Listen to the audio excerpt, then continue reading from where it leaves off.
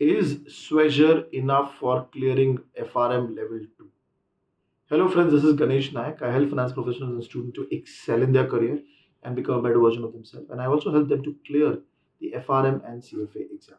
Now over here, a lot of students, they have doubt in mind that for level 2, you have to read GARP or you have to read any specific material like bionic turtle material.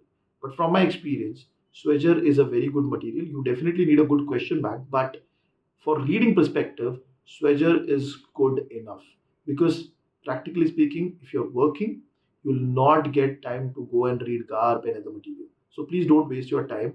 Pick up one book, rely on one book, Schweser, read that book at least 2 to 3 times properly, full from end to end. Focus on completing your reading for the book, for the exam.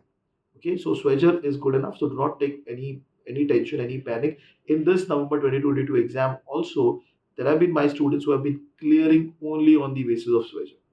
Okay, so I hope this is going to help your help to resolve your queries, and you can focus on picking up Schweser and preparing for the exam. If you like my videos, do subscribe to my channel and do share these videos with your friends who are preparing for the FRM level 2 exam.